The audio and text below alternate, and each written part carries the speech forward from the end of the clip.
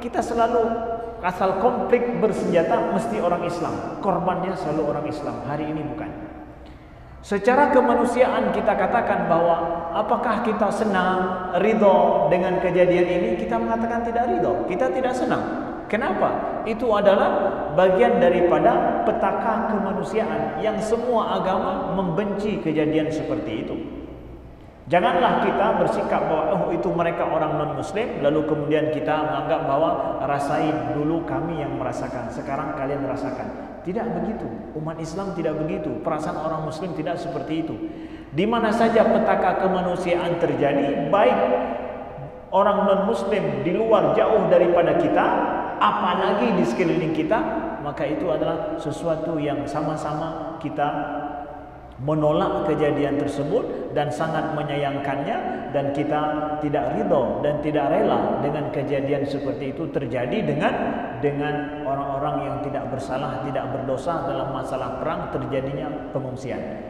Secara itu kita bersikap, kita tidak senang dengan kejadian itu. Sama juga kita menginginkan orang luar pada saat terjadi dengan kita, saudara kita yang muslim, mereka juga kita bangga, mereka tidak senang dengan kejadian yang terjadi yang menimpa kita. Bahkan kalau bisa mereka membantu kita. Kita juga demikian, pada saat seperti itu terjadi, umat Islam tampakkanlah perasaan yang membantu, perasaan yang justru adalah membela orang-orang yang tidak bersalah yang terjadi korban. Itu sikap kita yang pertama, saudaraku yang dimuliakan Allah. Lalu kita belajar juga. Nih, ketika kejadian seperti ini, itu adalah antara orang Eropa. Ukraina itu adalah merupakan termasuk negara kedua terbesar secara teritorial, ya. Dan dia baru merdeka daripada Rusia tahun 1991 ketika pecahnya Uni Soviet, ya. Artinya bahwa ini secara negara yang bebas daripada Uni Soviet, secara kenegaraan itu adalah negara yang memang masih sangat muda sekali. Masih sangat muda. Tapi banyak pelajar-pelajar asing yang mereka belajar ke negeri sana, ke Ukraina. Sekarang, apa kita belajar dari sini? Eropa, negara-negara Eropa yang kita anggap bahwa Eropa dan Amerika itu adalah negara yang saat ini itu adalah mereka yang memegang kendali peradaban dunia. Yang di mana ada kecurangan, di mana ada kezaliman, kalau turunnya Uni Eropa, turunnya orang Amerika, kita menganggap itu adalah datangnya sebuah bala bantuan. Kita harapkan konflik negara Islam, bagaimana orang Eropa ikut juga membela kita. Hari ini saudaraku yang dimuliakan Allah, kita lihat di sana apa yang terjadi. Eropa membela saudaranya di Ukraina. Terserah apakah unsur politik, kita tidak mau berbicara tentang permasalahan itu. Tapi lihat hari ini Eropa memberikan sanksi terhadap Rusia. Mereka enggak membalas langsung dengan militer, tapi dengan perang ekonomi. Memberikan sanksi, ya. Banyak produksi ataupun Facebook udah nggak bisa dibuka.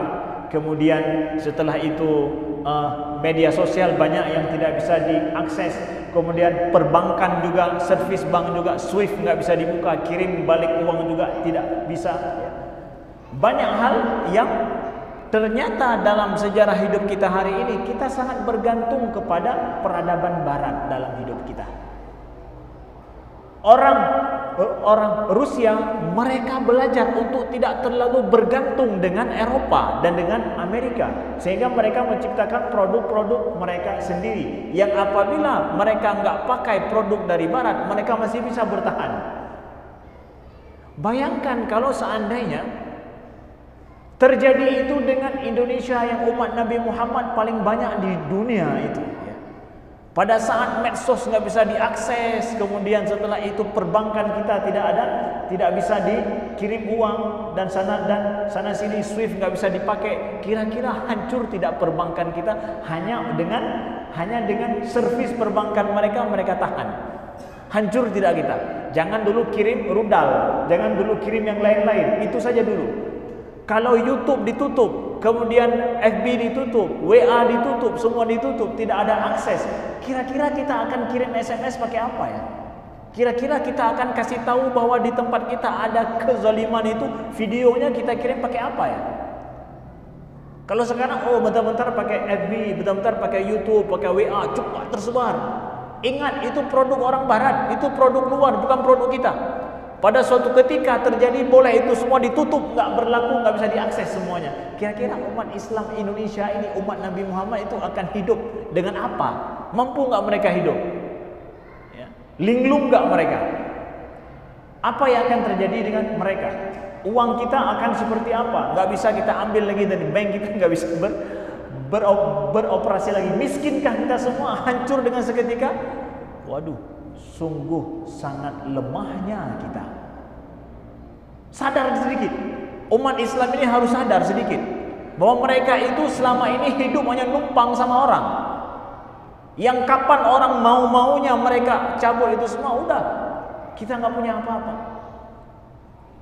Maka saudaraku, kawan-kawan yang muda, ya, kalian kreasilah. Ini kira-kira, ya, kita umat Islam bisa dong buat, ya, medsos kita sendiri yang itu berlaku sesama umat Islam. Kalau ini tutup, ada akses lain, kita umat Islam, ya.